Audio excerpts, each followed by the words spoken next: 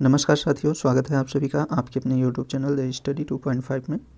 साथियों, हम लोग दृष्टि के टेस्ट सीरीज नंबर 2 को सॉल्व कर रहे हैं, जिसमें हम लोग प्रश्न संख्या 1 से लेकर 70 तक इसके पिछले वाले वीडियो में कंप्लीट कर चुके हैं। आज के इस वीडियो में हम लोग उसी के आगे से कंटिन्यू करेंगे।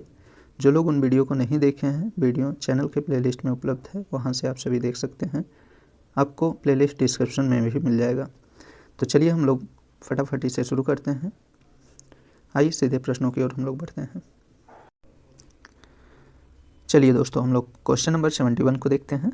निम्नलिखित में से कौन सा जंतु कोशिका में मौजूद नहीं होता है?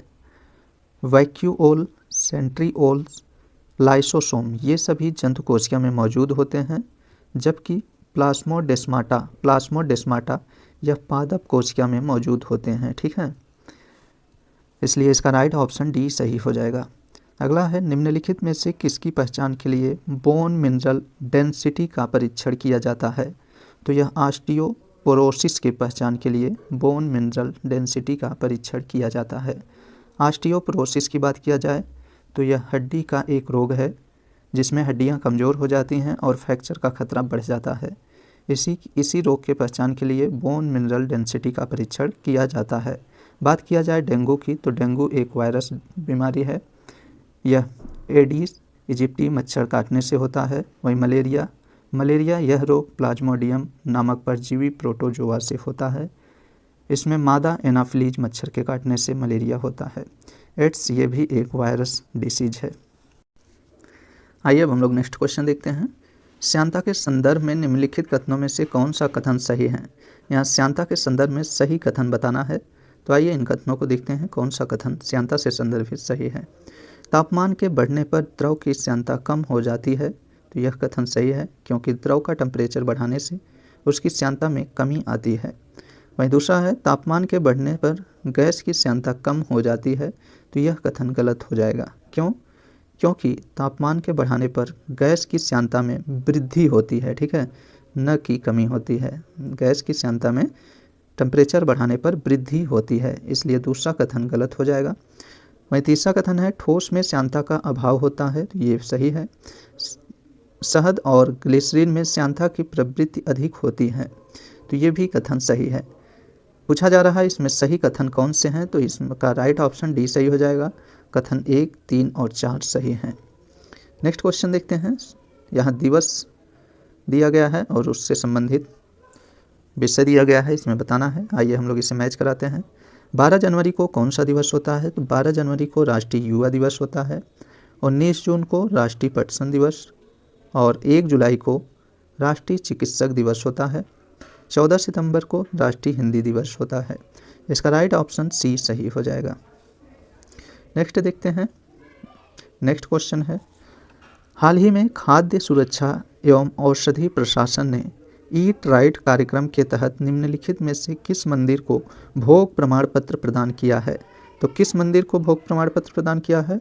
तो इस्कॉन मंदिर को। इस्कॉन मंदिर जो मथुरा में स्थित है, इसे खाद्य सुरक्षा एवं औषधि प्रशासन ने ईट राइट कार्यक्रम के तहत भोग प्रमाण पत्र प्रदान किया है। अगला क्वेश्चन है, साइटोक्लोनाइट क्या है? साइक्लोक्लोनाइट है। यह क्या है?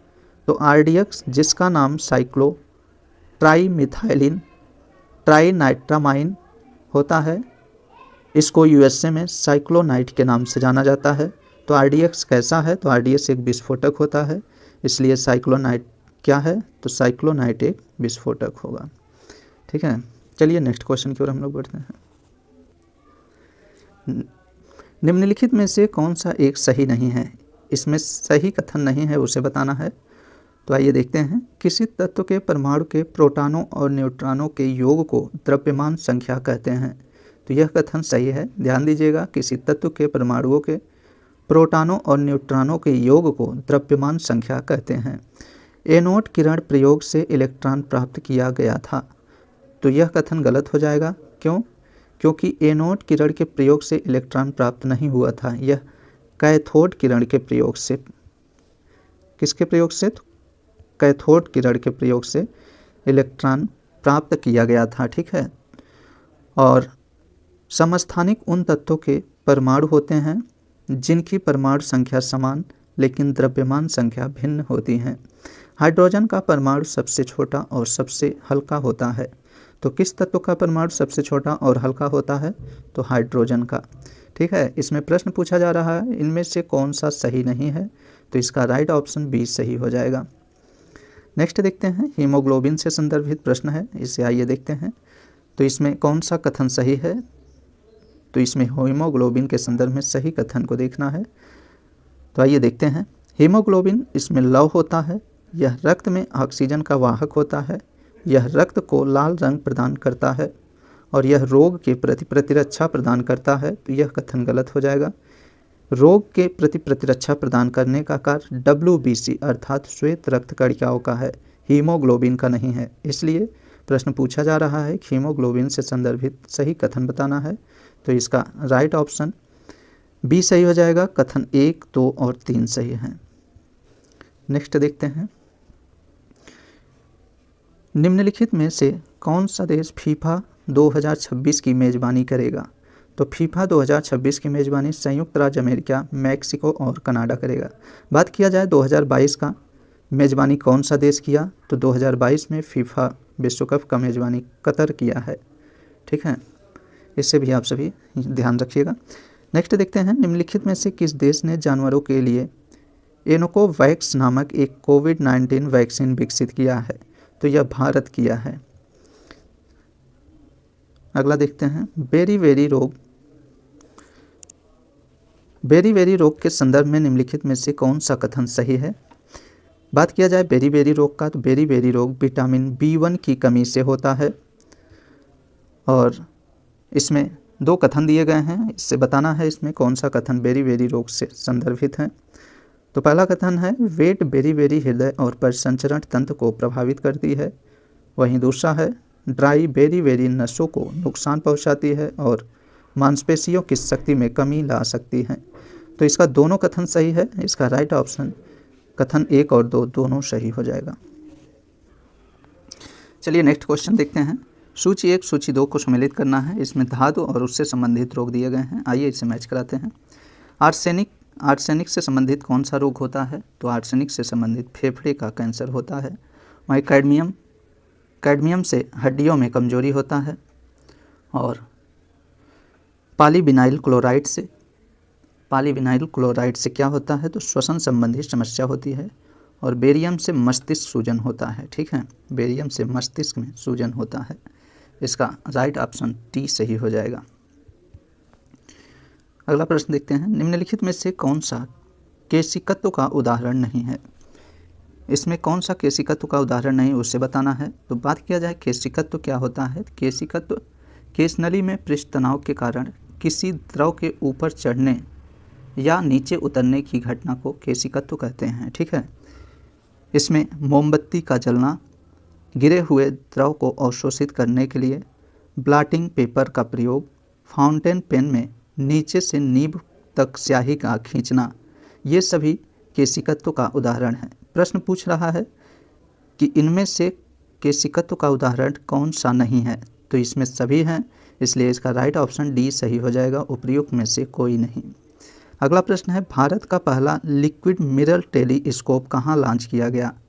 तो यह कहाँ लॉन्च किया गया है? तो उत्तराखंड में भारत का पहला लिक्विड मिरर टेलीस्कोप उत्तराखंड में लॉन्च किया गया है। हाल ही में उत्तर प्रदेश ने कहाँ की छात्रवृत्ति उपलब्ध होगी? तो ई रूपी से उत्तर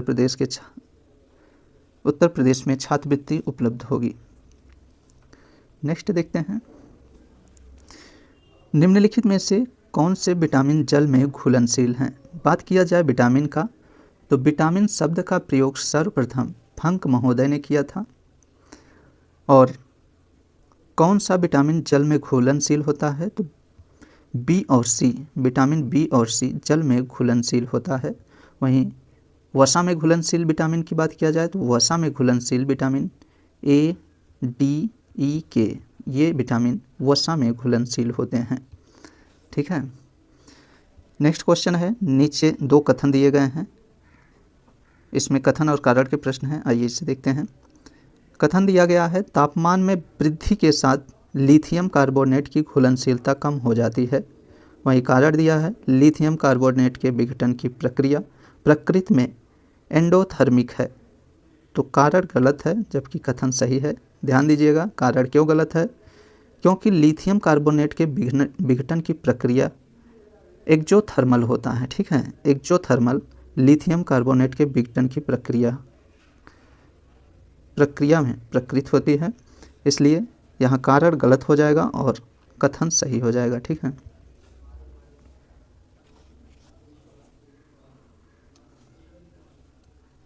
नेक्स्ट देखते हैं मानव रक्त का औसत पीएच मान क्या है। तो मानव रक्त का औसत पीएच मान 7.4 होता है। ठीक है, और मानव रक्त कैसा होता है? तो क्षारीय प्रवृत्ति का होता है।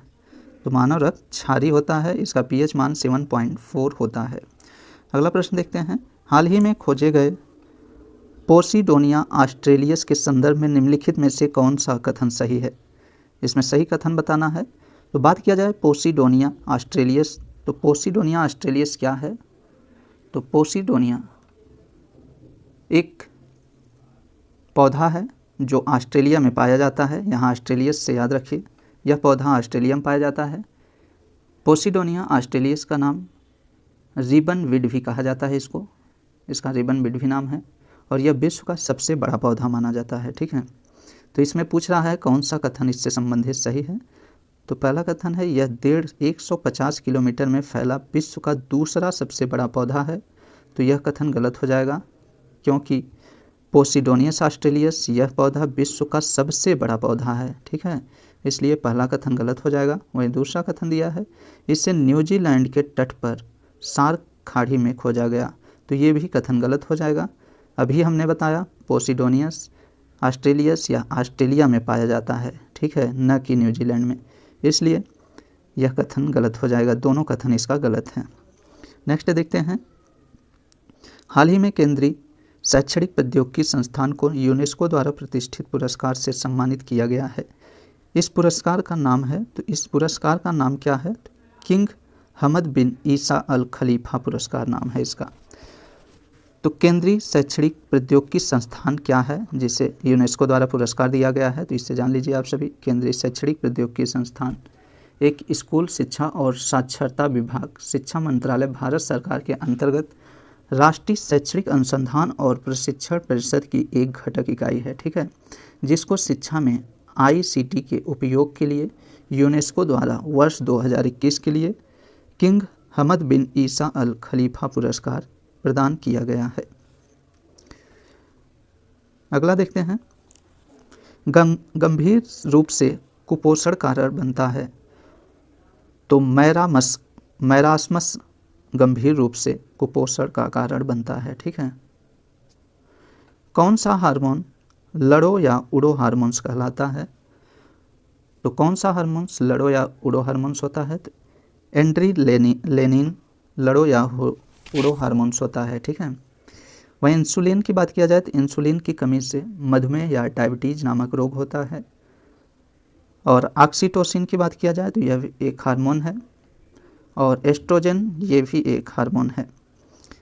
और एड्रेनालिन हार्मोन्स को लड़ो या उड़ो हार्मोन्स कहा जाता है। नेक्स्ट देखते हैं, निम्नलिखित में से किस रंग की तरंग दैर्घ्य सबसे कम होती है? तरंग दैर्घ्य, रंगों में तरंग दैर्घ्य की बात किया जाए तो रंगों में सबसे कम तरंग दैर्घ्य बैगनी किरण की तरंग दैर्घ्य होती है। बैगनी किरण की बात किया जाए तो इसमें तरंग दैर्घ्य सबसे कम व आवृत्ति सबसे अधिक होती है, जो विकल्पों में नहीं दिया गया है, इसलिए विकल्पों के अनुसार नीला रंग का तरंग दैर्घ्य सबसे कम होता है। वहीं लाल रंग का बात किया जाए तो लाल रंग का तरंग दैर्घ्य सबसे अधिक, जबकि आवृत्ति सबसे कम होती है। ठीक है, इसे ध्यान रखिएगा। नेक्स्ट देखते हैं, फिशिंग काइट के सबसे संबंध में निम्नलिखित कथनों पर विचार कीजिए। फिशिंग काइट के विषय में इससे बताना है। फिशिंग काइट क्या है इसे जान लीजिए आप सभी। फिशिंग काइट एक सामान्य बिल्ली के आकार से दोगुना होता है, जो बिल्ली होती है उससे दोगुने आकार का फिशिंग काइट होता है। ठीक है, इसके विषय में यहाँ कथन दिए गए हैं, उसमें बताना है।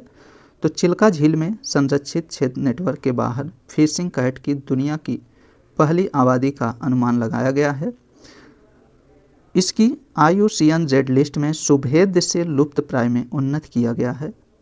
तो यह कथन गलत हो जाएगा। क्यों?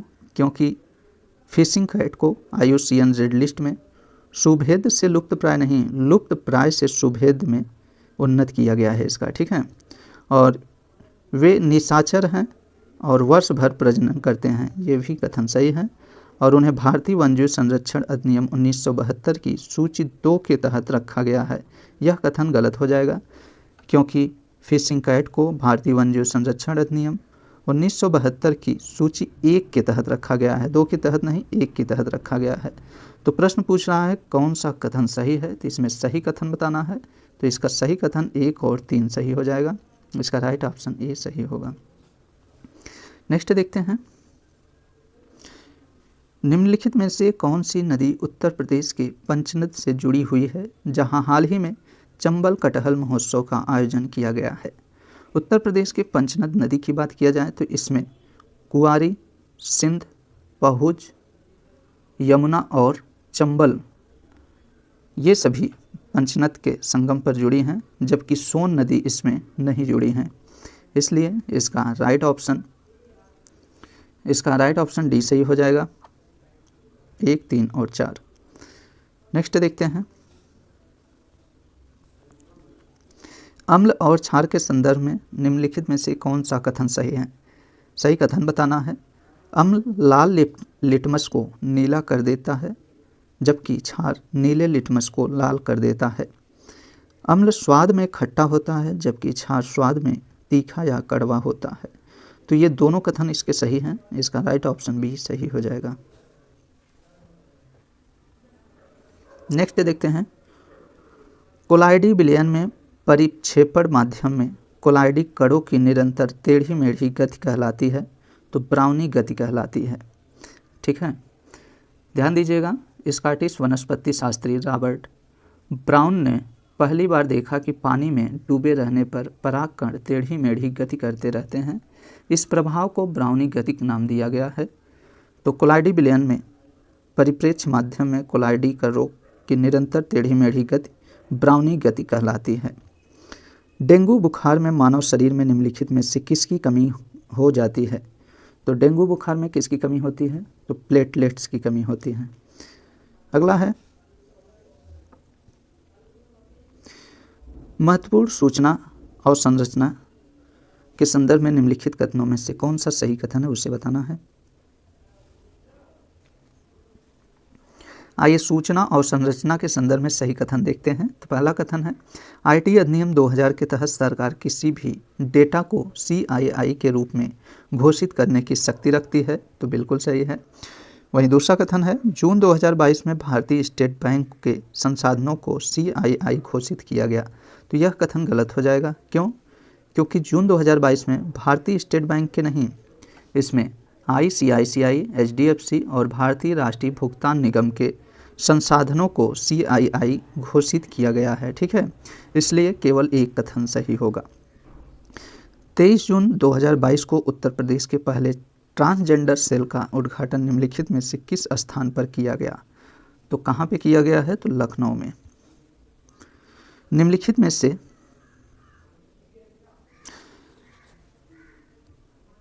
कौन deoxyribonucleic acid that is DNA का हिस्सा नहीं है।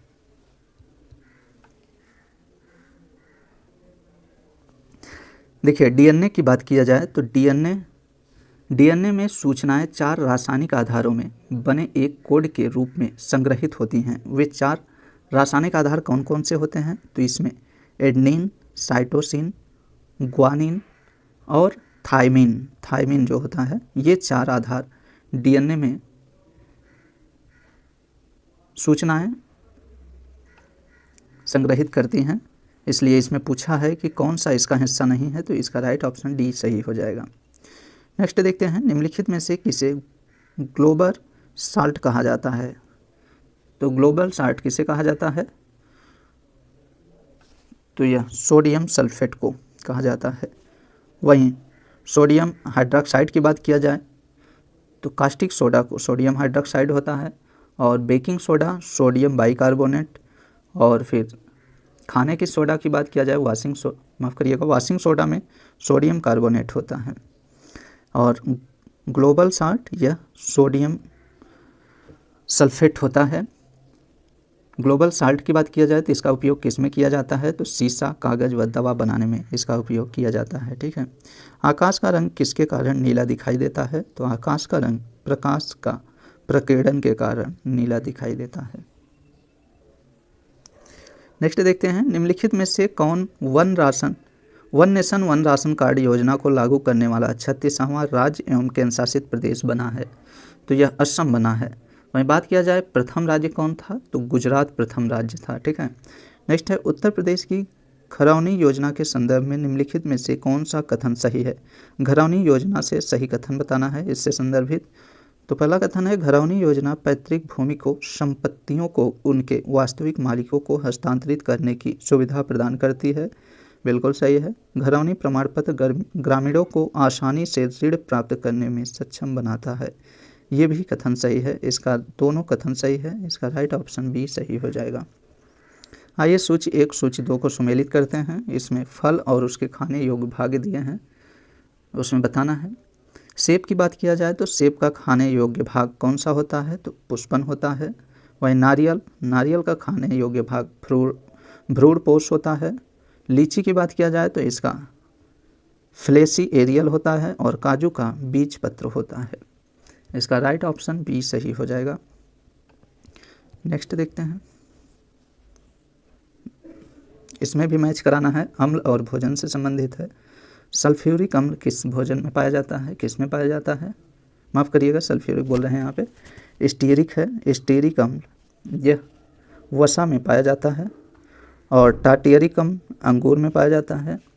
ब्यूटेरिक अम्ल यह बासी मक्खन में। और मौलिक अम्ल की बात किया जाए तो यह सेब में पाया जाता है। इसे आप सभी मैच करा लीजिएगा। आइए नेक्स्ट देखते हैं, निम्नलिखित में से कौन सा लौह का शुद्ध प्रारूप है। लौह का शुद्ध प्रारूप टांडे लौह होता है। ठीक है। सूची 1 सूची 2 को सुमेलित करना है। राज्य और उसके तितलियों से संबंधित है। आइए इसमें मैच कराते हैं। अरुणाचल प्रदेश की बात किया जाए तो कैंसर ए हिंद अरुणाचल प्रदेश के तितलियां हैं। केरल का बुद्ध मयूरी। सिक्किम की बात किया जाए तो ब्लू ड्यूक सिक्किम का है। और महाराष्ट्र का ब्लू मार्मर महाराष्ट्र का हो जाएगा। इसका राइट ऑप्शन सी सही हो जाएगा। नेक्स्ट देखते हैं, निम्नलिखित में से कौन सा हवाई अड्डा हाल ही में पूरी तरह से जल विद्युत एवं सौर ऊर्जा द्वारा संचालित देश का पहला हवाई अड्डा बन गया है। तो यह कौन सा हवाई अड्डा बना है, तो इंदिरा गांधी अंतर्राष्ट्रीय हवाई अड्डा। ध्यान दीजिएगा, इंदिरा गांधी अंतर्राष्ट्रीय हवाई अड्डा जल विद्युत एवं सौर ऊर्जा द्वारा संचालित देश का पहला हवाई अड्डा बन गया है। अगला है, गोल्डन राइस एक नए प्रकार का चावल है जिसे जेनेटिक इंजीनियरिंग के माध्यम से निम्नलिखित में से किस विटामिन की कमी को पूरा करने के लिए तैयार किया जाता है, तो विटामिन ए के लिए। नेक्स्ट है, निम्नलिखित औषधियों में कौन एंटीबायोटिक नहीं है। यहाँ कौन सा औषधि एंटीबायोटिक नहीं है उसे बताना है।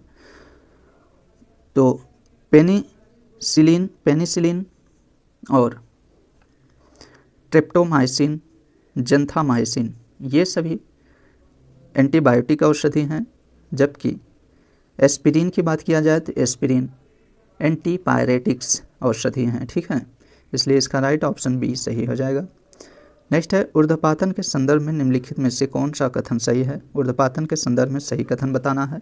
ऊर्ध्वपातन क्या होता है, तो ऊर्ध्वपातन गर्म करने पर जब कोई ठोस सीधे वाष्प में बदल जाता है तो उसे ऊर्ध्वपातन कहते हैं। यहाँ कथन दिया गया है, ऊर्ध्वपातन के कारण गीले कपड़े सूख जाते हैं, तो यह कथन गलत हो जाएगा क्योंकि गीले कपड़े पानी के वाष्पीकरण के कारण सूखते हैं, न कि ऊर्ध्वपातन के कारण। ठीक है। वही दूसरा कथन है, ऊर्ध्वपातन से तालाब का पानी सूखता है, तो ये भी वाष्पीकरण के कारण तालाब का पानी सूखता है, इसलिए कथन 1 और 2 दोनों गलत हैं। ठीक है।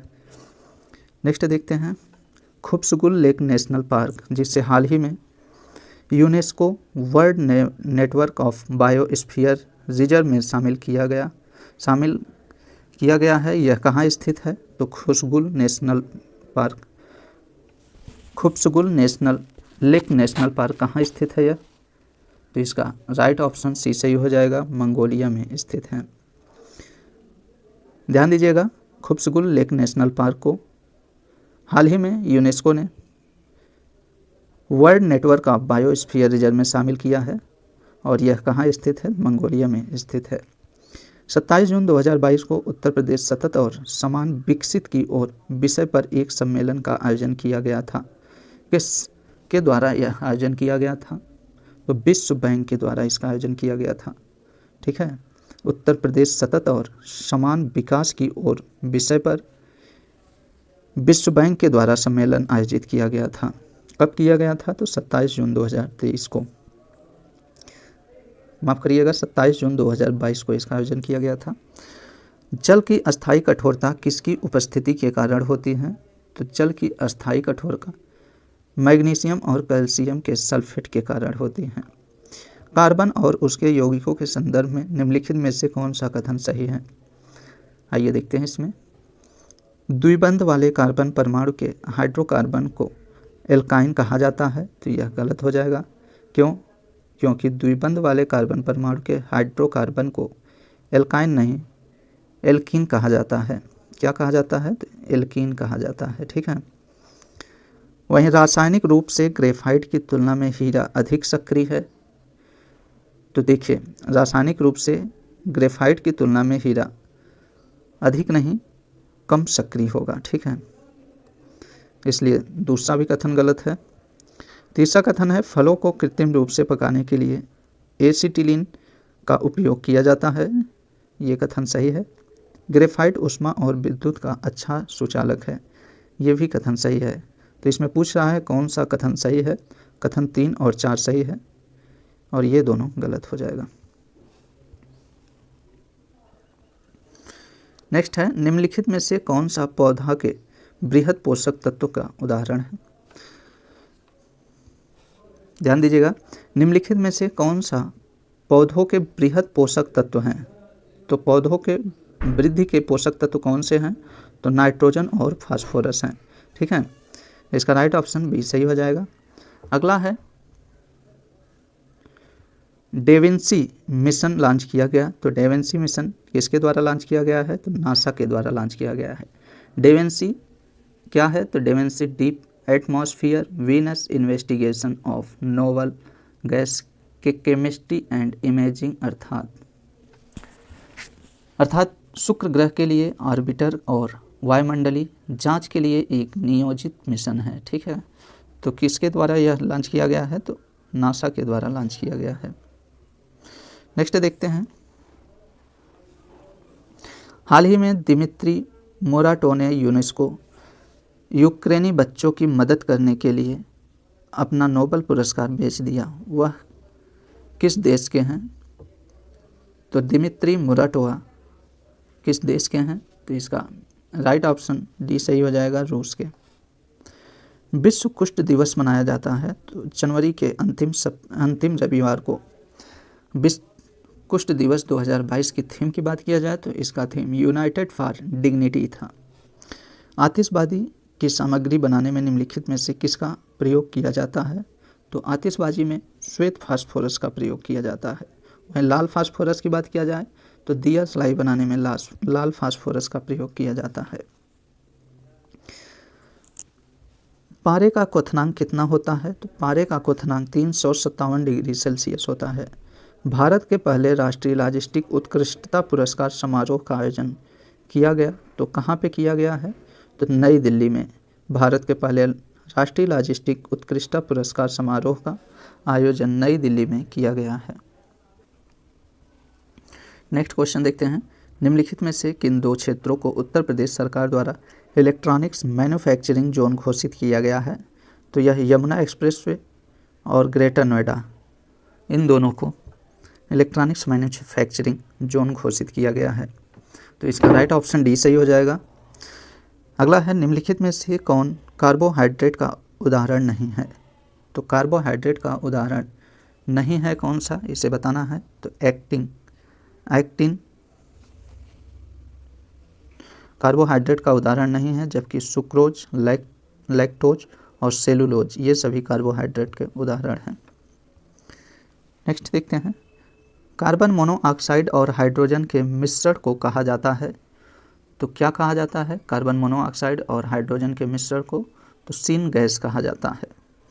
किस तापमान पर सेल्सियस और फ़ारेनहाइट का मान समान होता है? तो -40 डिग्री। अगला देखते हैं, बाल्टोप 2020 के संदर्भ में निम्नलिखित में से कौन सा कथन सही है? यहाँ सही कथन बताना है।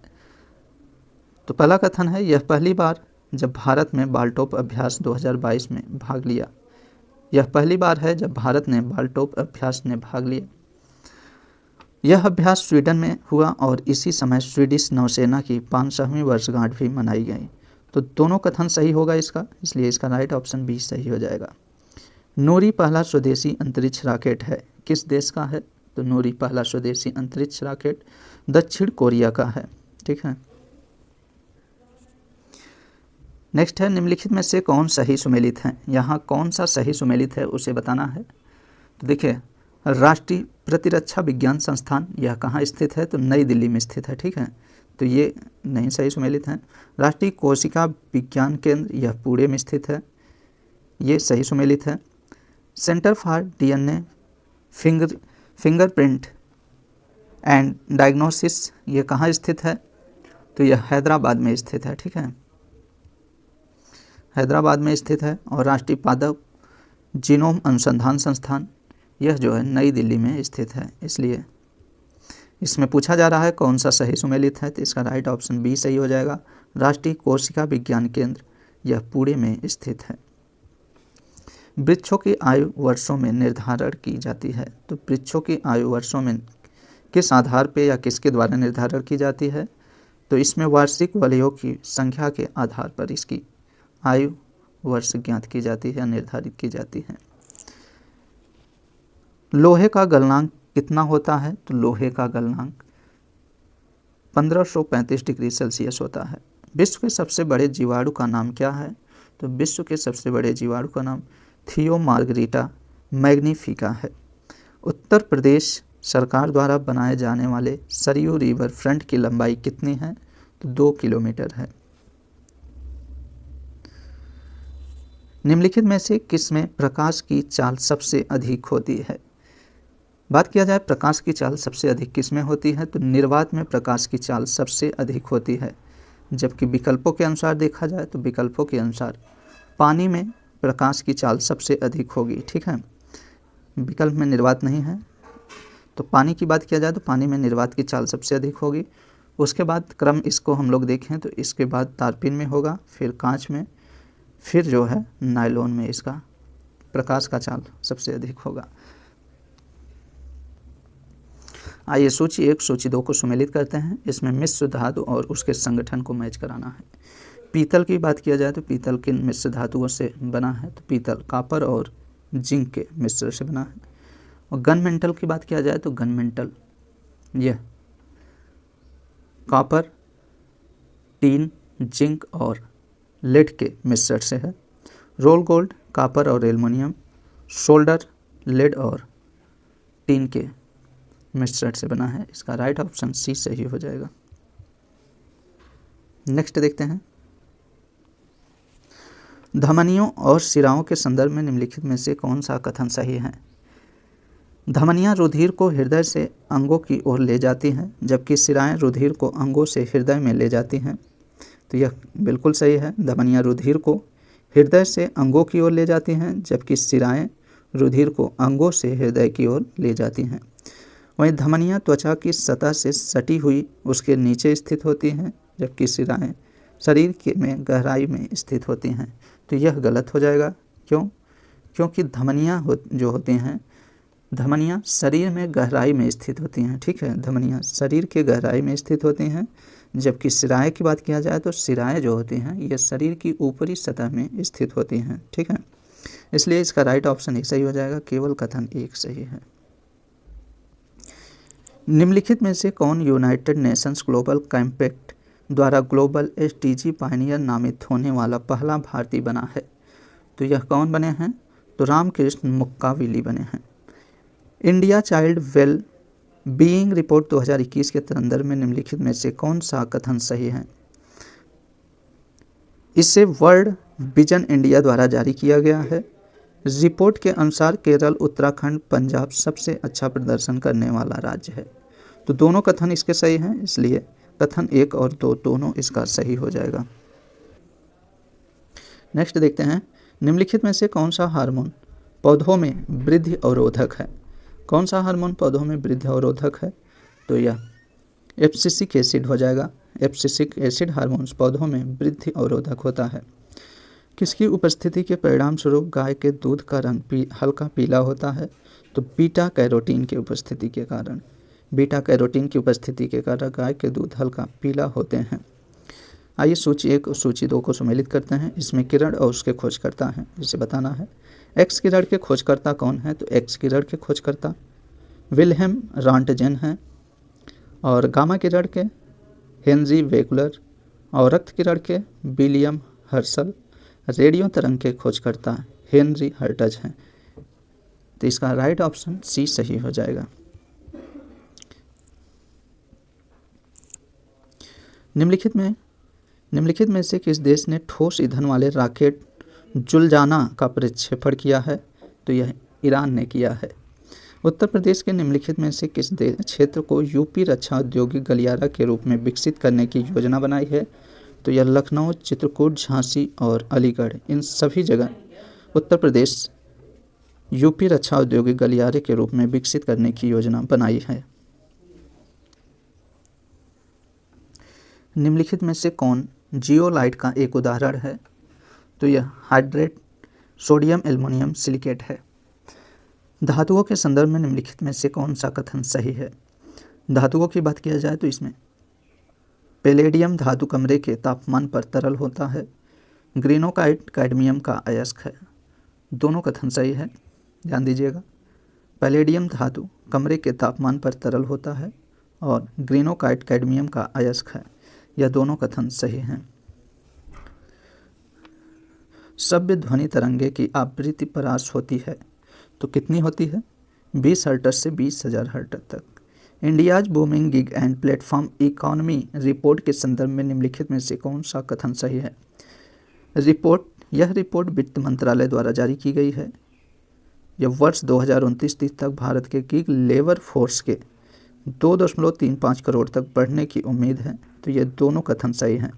गिग लेबर फोर्स की बात किया जाए तो इसके अंतर्गत ओला, स्विगी, जोमेटो और अर्बन कंपनी जैसे प्लेटफॉर्म के साथ काम करने वाले लोगों को परिभाषित किया जाता है गिग लेबर फोर्स के अंतर्गत, और इसका रिपोर्ट नीति आयोग के द्वारा जारी किया गया है। India's booming gig and platform economy शीर्षक से एक रिपोर्ट जारी किया जाता है। ठीक है, आइए नेक्स्ट देखते हैं। नेक्स्ट और इस टेस्ट सीरीज का दूसरा लास्ट प्रश्न देखते हैं। बहुक्षेत्रीय तकनीकी और आर्थिक सहयोग के लिए बंगाल की खाड़ी पहल दैट इज बिम्स्टेक के संबंध में घटनाक्रमों पर विचार कीजिए तथा उसे कालानुक्रम व्यवस्थित कीजिए। यहाँ बिम्स्टेक से संबंधित घटनाओं को कालक्रम में करना है। तो आइए देखते हैं। नेपाल और भूटान को बिम्स्टेक के सदस्य के रूप में कब शामिल किया गया था? तो कब शामिल किया गया था? फरवरी 2004 में। और बिम्स्टेक की पहली शिखर बैठक बैंकॉक में हुई, तो कब हुई थी? तो जुलाई में। ठीक है, जुलाई 2004 में बिम्स्टेक की पहली शिखर बैठक बैंकॉक में हुई थी। और बात किया जाए म्यांमार के प्रवेश के साथ इसका नाम बदलकर बिम्स्टेक कर दिया गया। म्यांमार के प्रवेश के साथ ही इसका नाम बदलकर बिम्स्टेक कब किया गया था? 1997 में। कब किया गया था?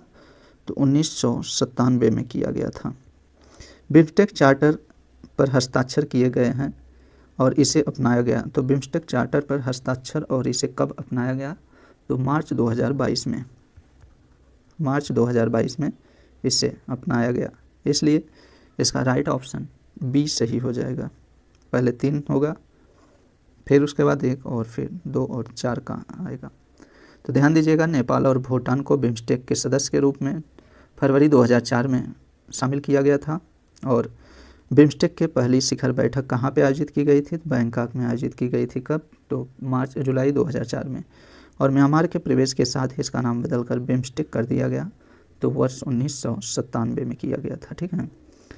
और बिम्स्टेक चार्टर पर हस्ताक्षर किए गए और इसे अपनाया गया तो वर्ष मार्च 2022 में। ठीक है। तो दोस्तों इसी प्रश्न के साथ हम लोग टेस्ट सीरीज नंबर 2 को कंप्लीट कर लिए हैं।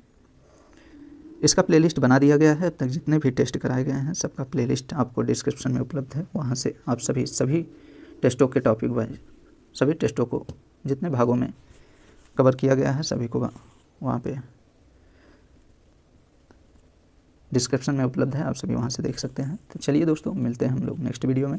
यदि वीडियो आप सभी को अच्छा लगे तो वीडियो को लाइक शेयर और चैनल को सब्सक्राइब जरूर कर दीजिएगा। तो चलिए मिलते हैं नेक्स्ट वीडियो में। तब तक के लिए नमस्कार।